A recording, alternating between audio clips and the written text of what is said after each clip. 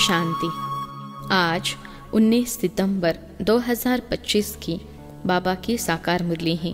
मुरली के महावाक्य हैं, मीठे बच्चे, इस बेहद के नाटक में तुम आत्माओं को अपना अपना पार्ट मिला हुआ है।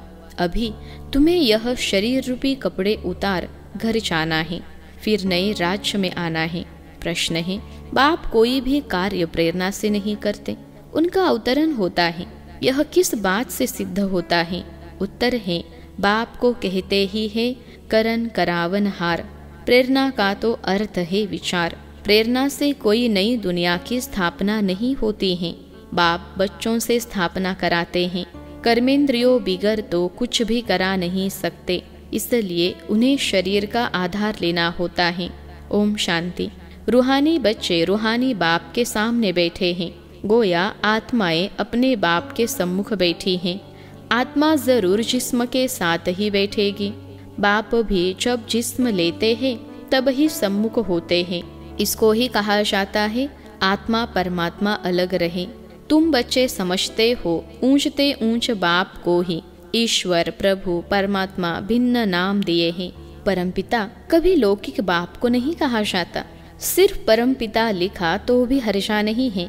परमपिता अर्थात वह सभी का पिता है एक। बच्चे जानते हैं हम परम पिता के साथ बैठे हैं। परमपिता परमात्मा और हम आत्माएं शांति धाम के रहने वाले हैं। यहाँ पाड़ बजाने आते हैं। सतयुग से लेकर कलयुग अंत तक पाड़ बजाया है। यह हो गई नई रचना। रचता बाप ने समझाया है कि तुम बच्चों ने ऐसे पाड़ बजाया है। आगे यह नहीं जानते थे कि हमने 84 जन्मों का चक्र लगाया है।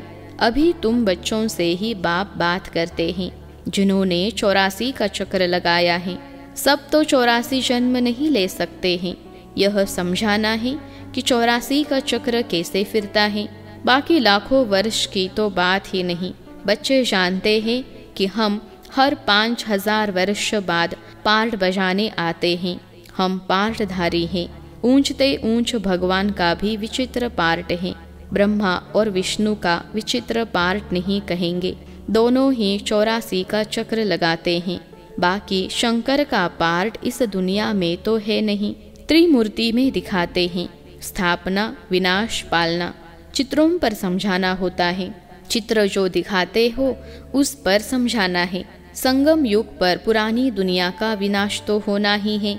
प्रेरक अक्षर भी रॉन्ग हैं। जैसे कोई कहते हैं आज हमको बाहर जाने की प्रेरणा नहीं है। प्रेरणा यानी विचार। प्रेरणा का कोई और अर्थ नहीं है। परमात्मा कोई प्रेरणा से काम नहीं करता, न प्रेरणा से ज्ञान मिलता है। बाप आते हैं इन कर्मेंद्रियों द्वारा पाड़ बजाने। करन करावन हार है ना, कराएंगे बच्चों से। शरीर बिगर तो कर न सकें। इन बातों को कोई भी जानते नहीं, न ईश्वर बाप को ही जानते हैं। ऋषि मुनि आदि कहते थे हम ईश्वर को नहीं जानते, न आत्मा को, न परमात्मा बाप को। कोई में ज्ञान नहीं है। बाप है मुख्य, क्रिएटर, डायरेक्टर, डायरेक्शन भी देते हैं, श्रीमत देते हैं। मनुष्यों की बुद्धि में तो सर्वव्यापी का ज्ञान है। तुम समझते हो बाबा हमारा बाबा है, वो लोग सर्वव्यापी कह देते हैं तो बाप समझ ही नहीं सकते। तुम समझते हो यह बेहद के बाप की फैमिली है। सर्वव्यापी कहने से फैमिली की खुशबू नहीं आती। उनको कहा जाता है निराकारी शिव बाबा, निराकारी आत्माओं का बाबा। शरीर है तब आत्मा बोलती है कि बाबा। बिगर शरीर तो आत्मा बोल न सके। भक्ति मार्ग में बुलाते आए हैं। समझते हैं वह बाबा दुख हरता सुख करता है। सुख मिलता है सुख धाम में, शांति मिलती है शांति धाम में। यहाँ है ही दुख। यह ज्ञान तुमको मिलता है संगम पर, पुराने और नए के बीच। बाप आते ही तब है जब नई दुनिया की स्थापना और पुरानी दुनिया का विनाश होना है। पहले हमेशा कहना चाहिए नई दुनिया की स्थापना, पहले पुरानी दुनिया का विनाश कहना रॉन्ग हो जाता है। अभी तुमको बेहद के नाटक की नॉलेज मिलती है। जैसे उस नाटक में एक्टर्स आते हैं तो घर से साधारण कपड़े पहन कर आते, फिर नाटक में आकर कपड़े बदलते हैं। फिर नाटक पूरा हुआ तो वह कपड़े उतार घर जाते हैं। यहाँ तुम आत्माओं को घर से अशरीरी आना होता है। यहाँ आकर यह शरीर रूपी कपड़े पहनते हो। हर एक को अपना अपना पार्ट मिला हुआ है। यह है बेहद का नाटक। अभी यह बेहद की सारी दुनिया पुरानी है, फिर होगी नई दुनिया। यह बहुत छोटी है, एक धर्म है। तुम बच्चों को इस पुरानी दुनिया से निकल फिर हद की दुनिया में, नई दुनिया में आना है, क्योंकि वहाँ है एक धर्म। अनेक धर्म, अनेक मनुष्य होने से बेहद हो जाती। वहाँ तो है एक धर्म, थोड़े मनुष्य। एक धर्म की स्थापना के लिए आना पड़ता है। तुम बच्चे इस बेहद के नाटक के राज को समझते हो कि यह चक्र कैसे फिरता है। इस समय जो कुछ प्रैक्टिकल में होता है उसका ही फिर भक्ति मार्ग में त्योहार मनाते हैं। नंबरवार कौन कौन से त्योहार हैं यह भी तुम बच्चे जानते हो। ऊंचते ऊंच भगवान शिव बाबा की जयंती कहेंगे। अब जब आए तब फिर और त्योहार बने। शिव बाबा पहले पहले आकर गीता सुनाते हैं, अर्थात आदि मध्य अंत का ज्ञान सुनाते हैं। योग भी सिखाते हैं, साथ साथ तुमको पढ़ाते भी हैं। तो पहले पहले बाप आया, शिव जयंती हुई, फिर कहेंगे गीता जयंती। आत्माओं को ज्ञान सुनाते हैं तो गीता जयंती हो गई। अब बच्चे विचार कर त्योहारों को नंबरवार लिखो। इन बातों को समझेंगे भी अपने धर्म के। हर एक को अपना धर्म प्यारा लगता है, दूसरे धर्म वालों की बात ही नहीं। भल किसको दूसरा धर्म प्यारा हो भी, परंतु उसमें आ न सके। स्वर्ग में और धर्म वाले थोड़े ही आ सकते हैं। झाड़ में बिल्कुल साफ है। जो धर्म जिस समय आते हैं फिर उस समय आएंगे। पहले बाप आते हैं, वही आकर राजयोग सिखलाते हैं। तो कहेंगे शिव जयंती, तो फिर गीता जयंती, फिर नारायण जयंती। वह तो हो जाता सतयुग, वो भी लिखना पड़े नंबरवार। यह ज्ञान की बातें हैं। शिव जयंती कब हुई वह भी पता नहीं है। ज्ञान सुनाया जिसको गीता कहा जाता है, फिर विनाश भी होता है। जगदम्बा आदि की जयंती का कोई हॉलिडे नहीं है। मनुष्य किसी की भी तिथि तारीख आदि को बिल्कुल नहीं जानते हैं। लक्ष्मी नारायण राम सीता के राज्य को ही नहीं जानते। 2500 वर्ष में जो आए हैं उनको जानते हैं, परंतु उनसे पहले जो आदि सनातन देवी देवता थे उनको कितना समय हुआ कुछ नहीं जानते। 5000 वर्ष से बड़ा कल्प हो न सके। आधा तरफ तो ढेर संख्या आ गई है, बाकी आधा में इनका राज्य। फिर जास्ती वर्षों का कल्प हो कैसे सकता। 84 लाख जन्म भी नहीं हो सकते। वो लोग समझते हैं कलयुग की आयु लाखों वर्ष है। मनुष्यों को अंधियारे में डाल दिया है। कहा सारा ड्रामा 5000 वर्ष का, कहा सिर्फ कलयुग के लिए कहते कि अभी 40,000 वर्ष शेष हैं। जब लड़ाई लगती है तो समझते हैं भगवान को आना चाहिए, लेकिन भगवान को तो आना चाहिए संगम पर। महाभारत लड़ाई तो लगती ही है संगम पर। बाप कहते हैं मैं भी कल्प कल्प संगम युग पर आता हूँ।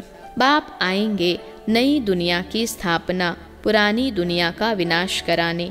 नई दुनिया की स्थापना होगी तो पुरानी दुनिया का विनाश जरूर होगा। इसके लिए यह लड़ाई है। इसमें शंकर से प्रेरणा आदि की कोई बात नहीं। अंडरस्टूड पुरानी दुनिया खलास हो जाएगी। मकान आदि तो अर्थक्वेक में सब खलास हो जाएंगे, क्योंकि नई दुनिया चाहिए। नई दुनिया थी जरूर। देहली परिस्तान थी, जमुना का कंठा था, लक्ष्मी नारायण का राज्य था, चित्र भी है। लक्ष्मी नारायण को स्वर्ग का ही कहेंगे। तुम बच्चों ने साक्षात्कार भी कराया है कि कैसे स्वयंवर होता है। यह सब पॉइंट्स बाबा रिवाइज कराते हैं। अच्छा पॉइंट्स याद नहीं पड़ती हैं तो बाबा को याद करो। बाप भूल जाता है तो टीचर को याद करो। टीचर जो सिखलाते हैं वह भी जरूर याद आएगा ना। टीचर भी याद रहेगा, नॉलेज भी याद रहेगी, उद्देश्य भी बुद्धि में है। याद रखना ही पड़े, क्योंकि तुम्हारी स्टूडेंट लाइफ है ना। यह भी जानते हो जो हमको पढ़ाते हैं वह हमारा बाप भी है। लौकिक बाप कोई गुम नहीं हो जाता है। लौकिक, पारलौकिक और फिर यह है अलौकिक। इनको कोई याद नहीं करते। लौकिक बाप से तो वर्षा मिलता है, अंत तक याद रहती है। शरीर छोड़ फिर दूसरा बाप मिलता है। जन्म बाय जन्म लौकिक बाप मिलते हैं। पारलौकिक बाप को भी दुख व सुख में याद करते हैं। बच्चा मिला तो कहेंगे ईश्वर ने बच्चा दिया, बाकी प्रजापिता ब्रह्मा को क्यों याद करेंगे? इनसे कुछ मिलता थोड़े ही हैं। इनको अलौकिक कहा जाता है। तुम जानते हो हम ब्रह्मा द्वारा शिव बाबा से वर्षा ले रहे हैं। जैसे हम पढ़ते हैं यह रथ भी निमित्त बना हुआ है। बहुत जन्मों के अंत में इनका शरीर ही रथ बना है। रथ का नाम तो रखना पड़ता है ना। यह है बेहद का सन्यास। रथ कायम ही रहता है, बाकी का ठिकाना नहीं है। चलते चलते फिर भागंती हो जाते। यह रथ तो मुकर्रर है ड्रामा अनुसार। इनको कहा जाता है भाग्यशाली रथ। तुम सबको भाग्यशाली रथ नहीं कहेंगे। भाग्यशाली रथ एक माना जाता है जिसमें बाप आकर ज्ञान देते हैं, स्थापना का कार्य कराते हैं। तुम भाग्यशाली रथ नहीं ठहरे। तुम्हारी आत्मा इस रथ में बैठ पड़ती है। आत्मा पवित्र बन जाती, इसलिए बलिहारी इस तन की है जो इसमें बैठ पढ़ाते हैं। यह अंतिम जन्म बहुत वैल्यूबल है। फिर शरीर बदल हम देवता बन जाएंगे। इस पुराने शरीर द्वारा ही तुम शिक्षा पाते हो, शिव बाबा के बनते हो। तुम जानते हो हमारी पहली जीवन वर्थ नॉट पेनी थी, अब पाउंड बन रही है। जितना पढ़ेंगे उतना ऊंच पद पाएंगे। बाप ने समझाया है याद की यात्रा ही मुख्य। इनको ही भारत का प्राचीन योग कहते हैं, जिससे तुम पतित से पावन बनते हो। स्वर्गवासी तो सब बनते हैं, फिर है पढ़ाई पर मदार। तुम बेहद के स्कूल में बैठे हो, तुम ही फिर देवता बनेंगे। तुम समझ सकते हो ऊंच पद कौन पा सकते हैं, उनकी क्वालिफिकेशन क्या होनी चाहिए। पहले हमारे में भी क्वालिफिकेशन नहीं थी, आसुरी मत पर थे। अब ईश्वर की मत मिलती है। आसुरी मत से हम उतरती कला में जाते हैं, ईश्वरीय मत से चढ़ती कला में जाते हैं। ईश्वरीय मत देने वाला एक है, आसुरी मत देने वाले अनेक हैं। माँ बाप, भाई बहन, टीचर, गुरु, कितनों की मत मिलती है। अभी तुमको एक की मत मिलती है जो 21 जन्म काम आती है। तो ऐसे श्रीमत पर चलना चाहिए ना। जितना चलेंगे उतना श्रेष्ठ पद पाएंगे, कम चलेंगे तो कम पद। श्रीमत है ही भगवान की। ऊंचते ऊंच भगवान ही है, जिसने श्री कृष्ण को ऊंचते ऊंच बनाया, फिर नीचते नीच रावण ने बनाया। बाप गोरा बनाते, फिर रावण सावरा बनाते। बाप वर्षा देते हैं, वह तो है ही वाइसलेस। देवताओं की महिमा गाते हैं सर्वगुण संपन्न। सतयुग में आत्मा और शरीर दोनों पवित्र होते हैं। देवताओं को सब जानते हैं। वह संपूर्ण निर्विकारी होने के कारण संपूर्ण विश्व के मालिक बनते हैं। अभी नहीं है, फिर बन रहे हैं। बाप भी संगम युग पर ही आते हैं। ब्रह्मा के द्वारा ब्राह्मण, ब्रह्मा के बच्चे तो तुम सब ठहरे। वह है ग्रेट ग्रेट ग्रैंडफादर। बोलो, प्रजापिता ब्रह्मा का नाम नहीं सुना है? परमपिता परमात्मा ब्रह्मा द्वारा ही सृष्टि रचेंगे ना। ब्राह्मण कुल है, ब्रह्मा मुख वंशावली भाई बहन हो गई। यहाँ राजा रानी की बात नहीं।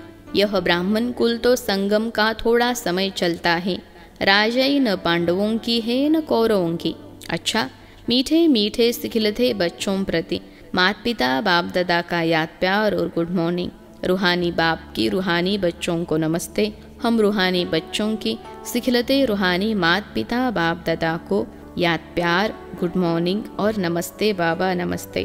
धारणा के लिए मुख्य सार। पहली पॉइंट है 21 जन्म श्रेष्ठ पद का अधिकारी बनने के लिए सब आसुरी मतों को छोड़ एक ईश्वरीय मत पर चलना है। संपूर्ण वाइसलेस बनना है। दूसरी पॉइंट है इस पुराने शरीर में बैठ बाप की शिक्षाओं को धारण कर देवता बनना है। यह है बहुत वैल्यूबल जीवन। इसमें वर्थ पाउंड बनना है। आज का वरदान है सर्व आत्माओं को यथार्थ अविनाशी सहारा देने वाले आधार उद्धार मूर्त भव। सर्व आत्माओं को यथार्थ अविनाशी सहारा देने वाले आधार उद्धार मूर्त भव। विश्लेषण है वर्तमान समय विश्व के चारों ओर कोई न कोई हलचल है। कहा मन के अनेक टेंशन की हलचल है, कहा प्रकृति के तमोप्रधान वायुमंडल के कारण हलचल है। अल्पकाल के साधन सर्व को चिंता की चिता पर लिए जा रहे हैं। इसलिए अल्पकाल के आधार से, प्राप्तियों से, विधियों से थक कर वास्तविक सहारा ढूंढ रहे हैं। तो आप आधार, उद्धार मूर्त आत्मय उन्हें श्रेष्ठ अविनाशी प्राप्तियों की यथार्थ वास्तविक अविनाशी सहारे की अनुभूति कराओ। आज का स्लोगन है, समय अमूल्य खजाना है, इसलिए इसे नष्ट करने के बजाय फौरन निर्णय कर सफल करो। समय अमूल्य खजाना है, इसलिए इसे नष्ट करने के बजाय फौरन निर्णय कर सफल करो। अव्यक्त इशारे, अब लगन की अग्नि को प्रज्वलित कर योग को ज्वाला रूप बनाओ। जैसे सूर्य की किरणें फैलती है, वैसे ही मास्टर सर्वशक्तिवान की स्टेज पर शक्तियों व विशेषताओं रूपी किरणें चारों ओर फैलती अनुभव करें। इसके लिए मैं मास्टर सर्वशक्तिवान विघ्न विनाशक आत्मा हूँ, इस स्वमान के स्मृति की सीट पर स्थित होकर कार्य करो तो विघ्न सामने तक नहीं आएंगे। अच्छा, ओम शांति।